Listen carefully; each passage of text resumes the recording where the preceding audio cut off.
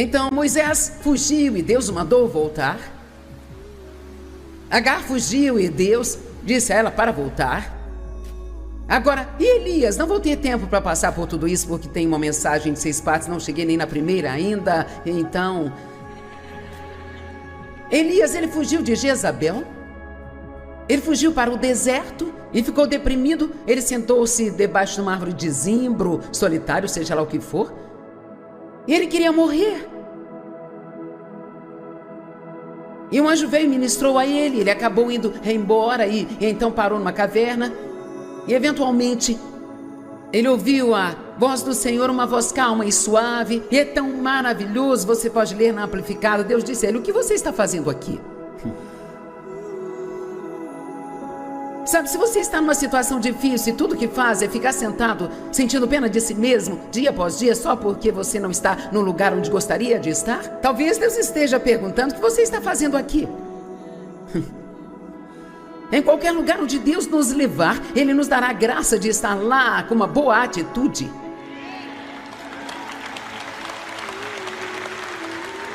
Eu disse, em qualquer lugar onde Deus nos colocar, Ele nos dará a graça de estar lá com uma boa e santa atitude. Você nunca sabe que tipo de fruto você dá até que seja espremido.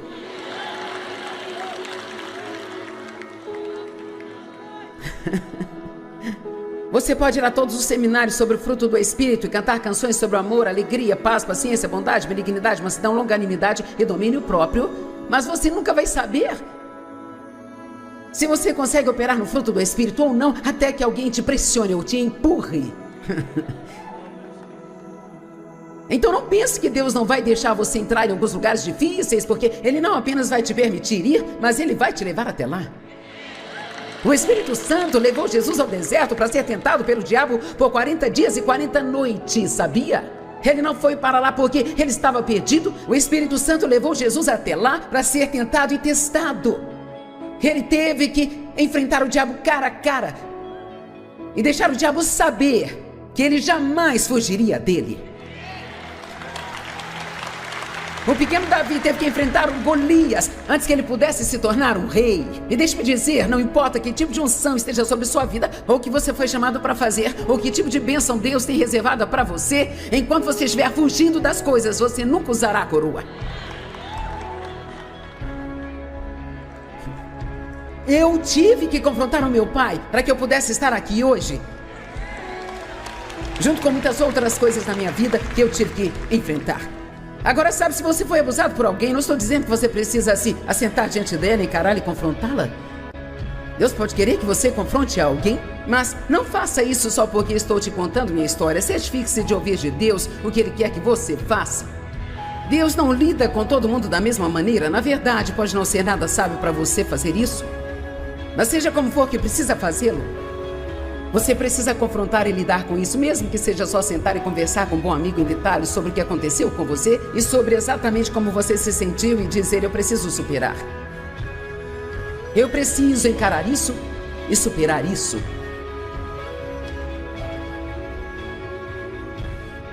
O que você está fazendo aqui? Na segunda vez ele disse: o que você está fazendo aqui? E se você ler 1 Reis capítulo 19, Deus disse a ele: eu quero que você saia desta caverna, volte para o lugar de onde você veio, volte ao trabalho, vá ungir um novo profeta, vá ungir um novo rei. Eu amo o que ele disse para ele ir e ungir Eliseu para tomar o seu lugar. Imagine se ele gostou disso. Eu não apenas quero que você volte ao trabalho, Joyce, e pare de sentir pena de si. Eu quero que discipule outras pessoas que tomarão seu lugar quando você desaparecer na poeira. Bem, obrigada, Senhor. Eu estou muito feliz com isso. Ah, meu Deus, e quanto a Jonas, então? Ah, sim. Cara, esta foi uma viagem das boas. Nós temos que ler isso. Jonas, capítulo 1.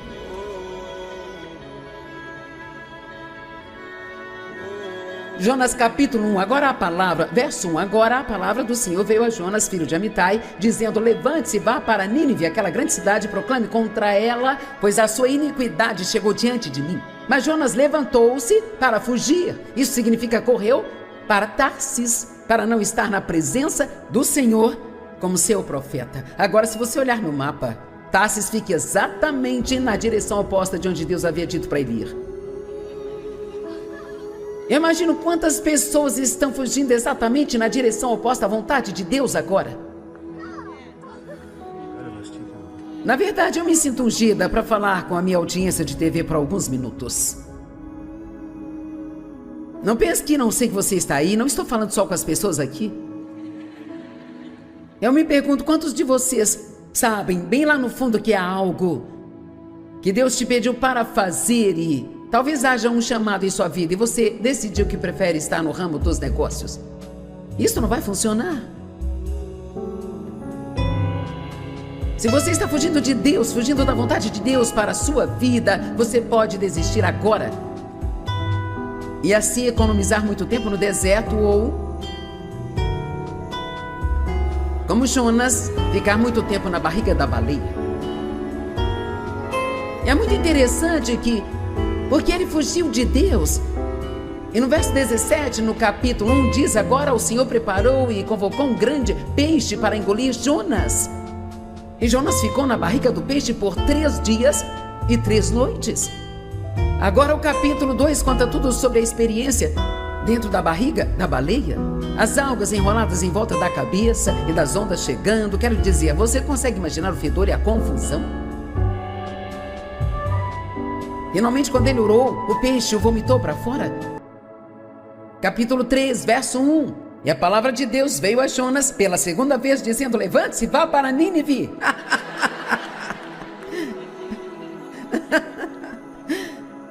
Não importa quantas baleias seja preciso. Vocês estão comigo? Deus, ele não vai mudar de ideia. Vamos, alguém me acompanha aqui hoje. Eu me pergunto quantas baleias me engoliram antes de eu finalmente dizer: Deus é Deus, eu tenho que fazer as coisas do jeito dele. Quantos dias eu desperdicei no deserto. Quero dizer, ao redor de tantas montanhas eu circulei de novo por tanto tempo, até que finalmente entendi que Deus é muito mais sábio do que eu. Amém, amém, amém. Agora, vamos falar de algumas maneiras que fugimos dos nossos problemas. Coisas simples e pequenas que provavelmente todos lidamos, mas não enxergamos pelo que elas são e queremos trazer algumas revelações aqui hoje, sabe? Uma das maneiras que nós fugimos é inventando desculpas.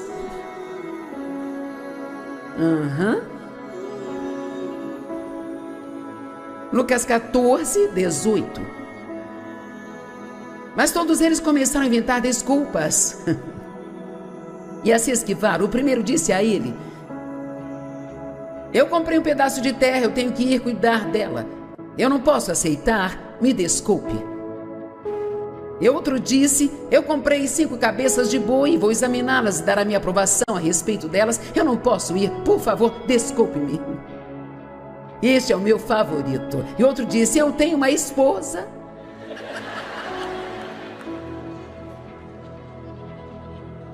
E por causa disso eu não vou ser capaz de ir. Por favor, queira desculpar-me.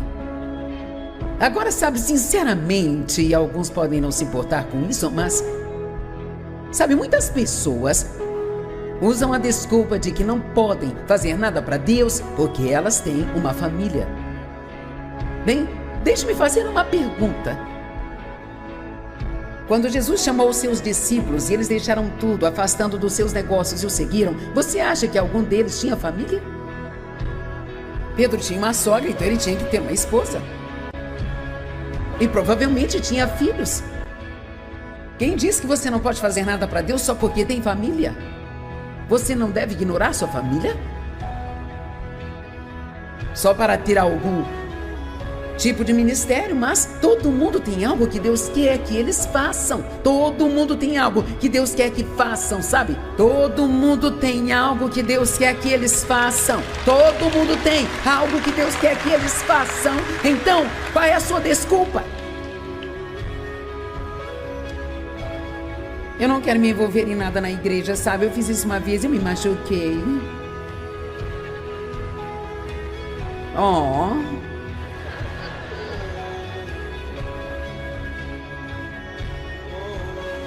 Ouça, eu me machuquei tanto na igreja que cheguei a pensar que nunca recuperaria. Não pense que só porque vai à igreja você nunca se machucará. Algumas das pessoas mais malvadas do mundo estão na igreja.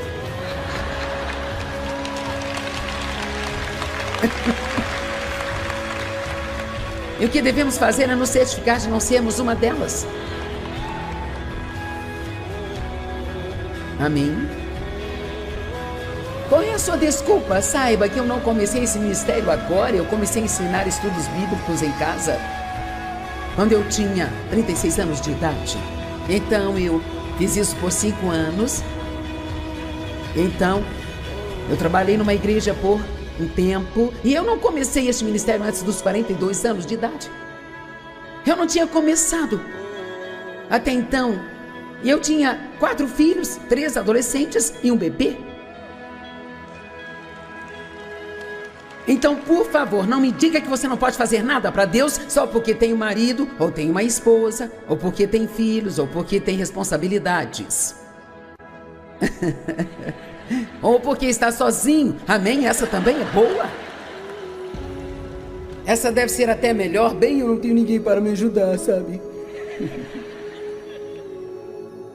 Talvez depois que eu me casar eu sirva a Deus. Talvez depois que meus filhos crescerem eu sirva a Deus, sabe?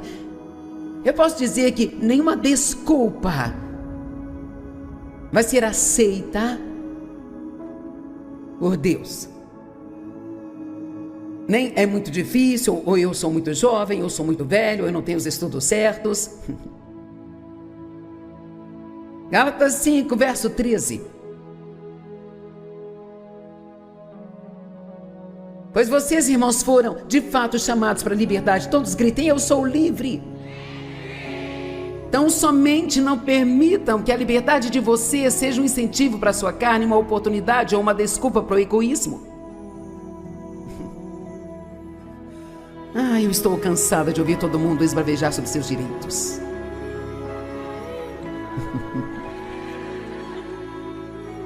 Deixe-me fazer uma pergunta. Quando que, para você ter o seu direito, quando isso te dá o direito de vir me privar dos meus direitos? Amém? Eu sinto muito, mas eu não entendo isso. Parece que hoje todo mundo tem direitos, menos os cristãos.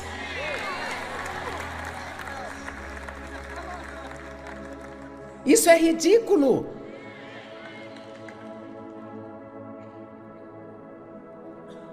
Eu sou livre para fazer o que eu quero. Bem, não se isso machuca outra pessoa. É o que a Bíblia diz. Mas deixe-me dizer algo, como crentes em Jesus Cristo e como pessoas que representam a Deus em toda a terra, nós não somos do mundo, estamos nele, mas não somos dele, não podemos ser como ele. E temos que ser responsáveis. Deixe-me dizer algumas coisas tristes, mas eu espero que sejam lições com as quais possamos aprender. Então, minha mãe sabia que meu pai estava abusando de mim. Porque eu contei isso a ela quando eu tinha 9 anos de idade. Ela o confrontou, mas ele mentiu sobre isso e acabei criando problemas com ele, sabe? E aquilo tudo era muito solitário. Então, quando eu tinha 14 anos, ela entrou em casa e o flagrou. Ela se virou e saiu de casa, voltou 2 horas depois e nunca mais disse nada a respeito disso. Agora, eu não entendo como alguém pode fazer isso, mas era um medo. Ela tinha medo dele. Tinha medo de que ela não conseguiria cuidar de si se o deixasse. E 35 anos depois de tudo ter acontecido, ela finalmente me disse um dia, eu sinto muito pelo que deixei seu pai fazer com você. Eu simplesmente não pude encarar o escândalo. Ok, agora eu quero te mostrar o que fugir faz com você. Ok? Se ela o tivesse confrontado e confiado em Deus e dito, eu não sei o que eu vou fazer, mas eu vou tirar minha filha desta situação. Deus, Ele vai cuidar de mim. Ele vai ajudar-me. Quão diferente a minha vida poderia ter sido. A vida do meu irmão não teria sido do jeito que ela foi. E a vida dela não teria sido do jeito que foi. Eu acho que esta é uma mensagem importante para alguém aqui hoje, sabe? E se não estiver neste lugar, certamente alguém assistindo pela televisão. E você precisa confrontar as coisas, mas por medo, estritamente por medo. Ela fugiu e se escondeu, ela fugiu e se escondeu, ela fugiu e se escondeu. E a culpa disso eventualmente consumiu toda a sua saúde mental, até que ela teve um colapso nervoso total e teve que fazer tratamentos de choque por 2 anos. Ela nunca foi a mesma pessoa depois disso. Quase todo especialista pode dizer que mais de 80% de todas as doenças estão enraizadas no estresse. E até que eu tratasse toda essa confusão na minha vida, eu tinha dores de cabeça, tinha enxaqueca, meus hormônios estavam descontrolados, eu ficava cansado o tempo todo. Você não pode se esconder das coisas e fugir das coisas, porque elas virão atrás de você. Deixe-me dizer algo, seja qual for o lugar que Deus te leve, Ele está pronto para te guiar através disso e para te trazer para fora com a vitória. Amém? Esse é o tempo. Chegou a hora. É tempo de parar de fugir. Vamos lá, vamos dar um grande louvor ao nosso Deus. Não consigo enfatizar o suficiente o quão importante é confrontar o seu passado. Não é fácil, mas se Deus está te guiando a isso, então você está pronto e Deus estará com você durante todo o processo. Esta é uma chave para seguir em frente e se afastar da sua dor. Muitas vezes, crescer em uma casa abusiva inclui a solidão. Afinal, como podemos compartilhar nossa dor com os outros se ninguém realmente entende como nos sentimos?